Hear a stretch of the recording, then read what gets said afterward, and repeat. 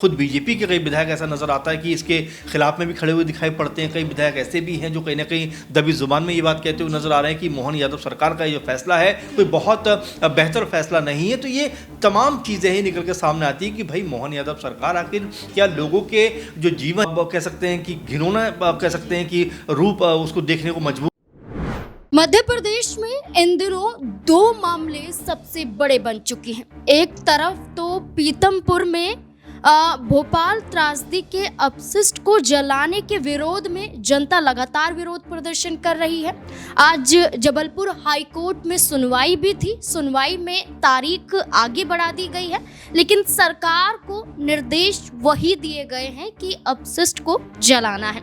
जनता लगातार विरोध कर रही है और जनता को लेकर सरकार का दावा है कि उनके अंदर एक भ्रम है कि अगर हम कचरे को जलाएंगे तो कचरे से उनके स्वास्थ्य पर असर पड़ता हुआ दिखाई देगा, लेकिन ऐसा कुछ भी नहीं है। दूसरी तरफ मामला है लगातार आदिवासी समुदाय पर हमला होना। मध्य प्रदेश में आए दिनों ऐसी घटनाएं सामने आ जाती हैं जहां कभी दलित युवक की हत्या हो जाती है, कभी गुंडों द्वारा धमकाया जाता है। हमने मध्य प्रदेश के उपचुनावों के बीच में भी देखा कि कई दलित आदिवासियों ने सीधा आरोप लगा दिया कि उन्हें वोट डालने ही नहीं दिया जा रहा है। ऐसा ही एक और मामला सामने आया है, वो भी गुना से। गुना वो क्षेत्र है जो सिंधिया के अंदर आता है, यानी कि सिंधिया वहां से सांसद हैं। ज्योतिरादित्य सिंधिया गुना से सांसद हैं और वहां से एक मामला दलितों से जुड़ा हुआ आता है, जहां पर दलितों पर अत्याचार किया जाता है, उनके साथ मारपीट की जाती है और पूर्व सरपंच के लोग ही इसमें शामिल बताए जाते हैं।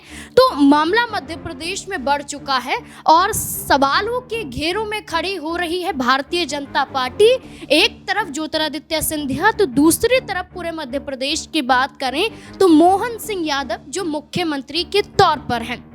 एक साल अपना कार्यकाल पूरा कर लेते हैं, लेकिन एक के बाद एक कई सवाल कई आरोप मोहन सिंह यादव के खिलाफ खड़े हो रहे हैं। अब मध्य प्रदेश में सरकार करेगी तो क्या करेगी?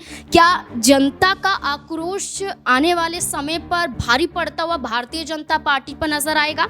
क्या कांग्रेस पार्टी इसका फायदा उठाती हुई नजर आएगी? क्या कांग्रेस पार्टी के जरिए जो चेहरा लगातार सुर्खियों में मध्य प्रदेश में नजर आ रहा है, वो चेहरा कांग्रेस पार्टी के प्रदेश अध्यक्ष जीतू पटवारी का है? क्या ये चेहरा कांग्रेस पार्टी को मध्य प्रदेश में और भी ज्यादा मजबूत कर देगा? कई सवाल इससे जुड़ जाते हैं। सवालों के जवाब लेंगे। मेरे साथ मौजूद हैं मेरे वरिष्ठ सर अमन सर। सर आपका पहले तो बहुत बहुत स्वागत है।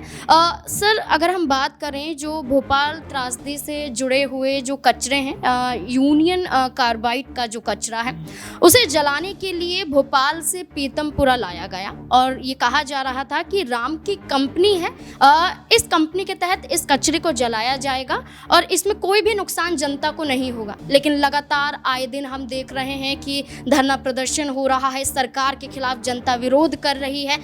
कई लोगों ने आत्मदाह करने की कोशिश भी की गई।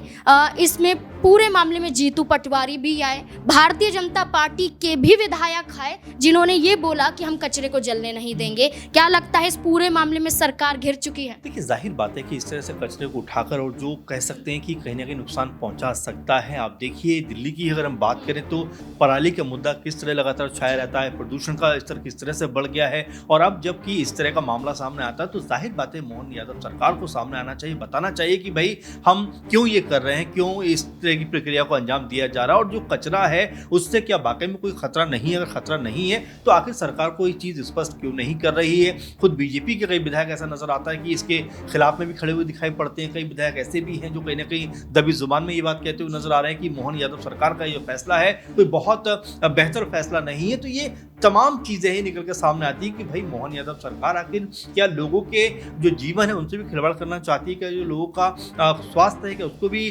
खराब करने पर तुली हुई, ये सवाल निकल के सामने आ रहा है। आपने जीतू पटवारी का जिक्र किया, देखिए जीतू पटवारी जिस तरह से एक्टिव दिखाई पड़ते हैं इंदौर में, हमने देखा कि जिस तरह से उन्होंने इस सवाल उठाया कि जो पानी कह सकते हैं कि नाले के जरिए बह रहा है उसमें कैंसर जैसे तत्व भी निकल के सामने आते हैं जो किसी के स्वास्थ्य को खराब कर सकते हैं। यानी कि एक तरीके से बीजेपी की सरकार में लोगों की सेहत से खिलवाड़ हो रहा है, और वो बीजेपी जो लगातार ये बात कहती रही है कि भाई हम लोगों का जीवन बेहतर करने के लिए आए हैं। आप देखिए मोहन यादव सरकार लगभग साल सवा साल से मुख्यमंत्री हैं, लेकिन कोई भी कार्य ऐसा नहीं हुआ है जिसको लेकर ये कहा जा सके कि भाई मध्य प्रदेश में मोहन यादव के आने के बाद कुछ स्थिति बेहतर हुई है। आपने दूसरा सवाल जोड़ा कि आदिवासी को लेकर आप बात कर रहे हैं। देखिए आदिवासी को लेकर जिस तरह से हम जब इलेक्शन के दौर की बात याद करें, किस तरह से एक दलित व्यक्ति के साथ में एक कृत्य किया गया था और किस तरह से उसको कह सकते हैं कि घिनौना कह सकते हैं कि रूप उसको देखने को मजबूर होना पड़ा था। और इसको लेकर शिवराज सिंह चौहान भी किस तरह शर्मिंदा हुए थे कि बाकायदा घर बुलाकर उनको एक तरह की माफ़ी उन्होंने मांगी थी। तो ये तमाम जो चीज़ें बताती हैं कि बीजेपी सरकारों में आदिवासी या दलितों के साथ में जो अत्याचार और अपमान होता है वो किसी छुपी हुई बात नहीं है। उससे बड़ी बात की बीजेपी हमेशा, आपने देखा नाज़मीन अभी कुछ दिनों पहले की बात है कि योगी जी कहते हुए नजर कि भी बटेंगे तो कटेंगे, इसके बाद मोदी जी आते हैं कहते नहीं साहब हम एक हैं तो सेफ है। अब एक कहां है, सेफ कहां है, कहां बट रहे हैं, कहां कट रहे हैं, इसको लेकर लगातार जब उनकी सरकारों के ऊपर सवाल उठते हैं तो कहीं ना कहीं वो बगले झांकते हुए नजर आते हैं, यहां से बात ताकते हुए नजर आते हैं। कोई जवाब उनके पास नहीं होता, क्योंकि जो आदिवासियों के साथ में जो कुछ हो रहा है, जो दलितों के साथ में जो कुछ हो रहा है, वाकई में उनके ऊपर कह सकते हैं कि सरकारों को क्या कोई डर नहीं है, क्या कोई खौफ नहीं है। जो अपराधी हैं क्या खुलेआम तौर पर इस तरह की चीजों को अंजाम दिया जा रहा है। और देखिए वास्तव में जो आम आदमी है, जो आम कह सकते हैं जीवन बिता रहा है, और देखिए दलित समुदाय के लिए तो और ये भी कहा जाता है कि जिस तरह से उनके ऊपर अत्याचार होते चले आया है, तो ऐसे में सवाल बनता है कि सरकार भले ही कानून बना दे, लेकिन क्या उन कानूनों से उनकी रक्षा हो पा रही है? ऐसे मामलों को देखकर नाज़मीन लगता है कि रक्षा नहीं हो पा रही। सर ज्योतिरादित्य सिंधिया खामोश हैं, एक तरफ तो अपने विधायकों का समर्थन नहीं करते हैं, दूसरी तरफ उन पर कई आरोप लगते हैं, तब सिर्फ नाराजगी जाहिर कर देते हैं। आखिरकार ज्योतिरादित्य सिंधिया की चुप्पी के और क्या मायने निकल सकते हैं जब गुनाह का ही मामला आ जाता है सामने? और ज्योतिरादित्य सिंधिया तो सबके मसीहा कहे जाते हैं, जय विलास पैलेस में बुलाकर लोगों की समस्याओं को हल करते हैं। जब ऐसा ही मामला उनके संसदीय क्षेत्र से आ जाता है तब क्या कहेंगे सिंधिया को लेकर? जाहिर बात है कि इस तरह की चीजों को लेकर उनको थोड़ा संजीदा होना पड़ेगा। आप एक सांसद तो हैं ही, साथ में मंत्री भी हैं, लेकिन आपके क्षेत्र में अगर नाज़मीन इस तरह की चीजें होंगी तो जाहिर बात है कि लोग सवाल उठाएंगे भी। सिंधिया जो जनमानस के नेता माने जाते हैं, जो लोगों के नेता माने जाते हैं, जो एक तरीके से सब समुदायों को लेकर आगे चलने की बात करते हैं, उनके क्षेत्र में अगर दलितों के साथ में या जो आदिवासी उनके साथ में अगर इस तरह की नाइंसाफी होगी तो आखिर उनकी जवाबदेही इसमें क्या है? और क्या वाकई में वो कोई बात इसमें रखना चाहते हैं या इन सब चीजों से बचते हुए नजर आ रहे हैं? क्योंकि अभी तक कोई बयान सिंधिया की तरफ से निकल कर सामने नहीं आया है। और जाहिर बात है कि जयविलास जो उनका पैलेस है, जो घर है, जो आलिशान है, जबरदस्त तरीके से उनके लिए कह सकते हैं कि तमाम चीजों का इंतजाम वहां पर दिखाई पड़ता है। कुछ दिनों पहले आपने देखा भी कि मोहन यादव समेत तमाम लोग वहां पर पहुंचे थे कि भाई उसकी शान शौकत को निहारा जाए। लेकिन महत्वपूर्ण बात यह है कि उसकी शान शौकत को निहारने से बेहतर है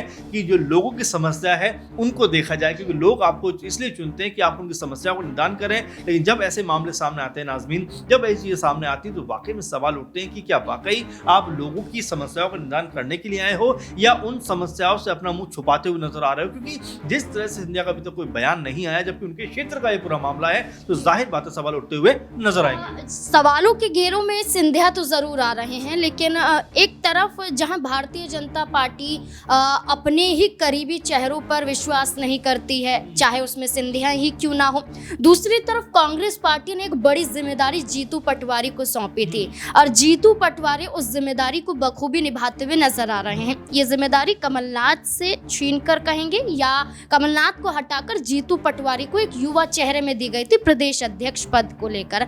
अब क्या लगता है कि जीतू पटवारी लगातार हर मुद्दों में जनता के साथ धरने पर बैठ जाते हैं, जनता से जुड़ जाते हैं?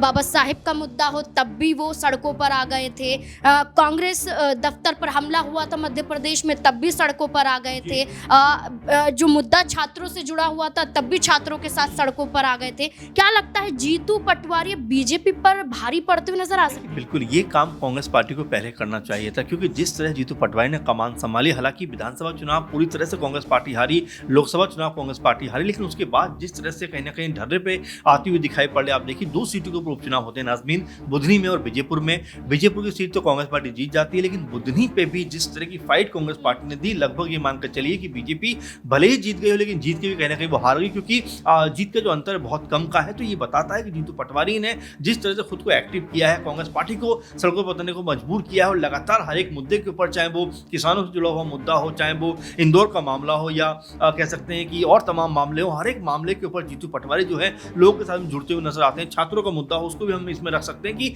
हर मामले पे कहीं ना कहीं वो अपनी उपस्थिति दर्ज कराते हैं। और देखिए, एक नेता को ऐसा ही होना चाहिए। आप अगर सोचें कि ऑफिस में बैठकर, बंगले में बैठकर या अपने घरों में बैठकर हम पार्टी को आगे बढ़ा लेंगे, तो वैसा दौर अब खत्म हो गया, आपको जमीन पर उतरना पड़ेगा। और जीतू पटवारी इस बात को बेहतर तरीके से समझ गए, क्योंकि आप देखिए अमूमन वो लोगों के बीच रहते हैं, उसका फायदा कांग्रेस पार्टी को होता हुआ नजर आ रहा है। बीजेपी के अंदर खलबली है, क्योंकि अगर दोनों कह सकते हैं उपचुनाव में तमाम कोशिश के बावजूद भी, तमाम कह सकते हैं कि सरकार इतनी मजबूत होने के बावजूद भी अगर बीजेपी एक की बराबरी पर रहती है, तो जाहिर बात है कहीं ना कहीं ऐसा लग रहा है कि आने वाले दिनों में कांग्रेस पार्टी यहाँ पर कमबैक कर सकती है, और जीतू पटवारी इसमें महत्वपूर्ण भूमिका निभाते हुए नजर आएंगे। बिल्कुल, जीतू पटवारी जिस तरीके से कांग्रेस पार्टी का एक बड़ा चेहरा बन चुके हैं, एक वक्त पर ज्योतिरादित्य सिंधिया भी कांग्रेस पार्टी से वही चेहरा थे, जिस पर जनता विश्वास, जिस पर जनता आंख मूंद पर कर भरोसा करती थी।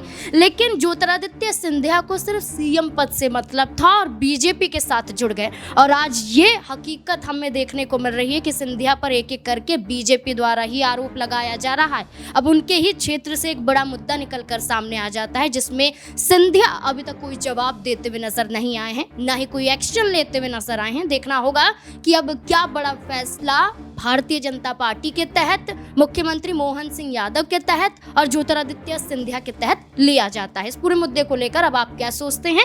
अपनी राय कमेंट सेक्शन में जरूर दें। देखते रहें SP9 न्यूज़। धन्यवाद।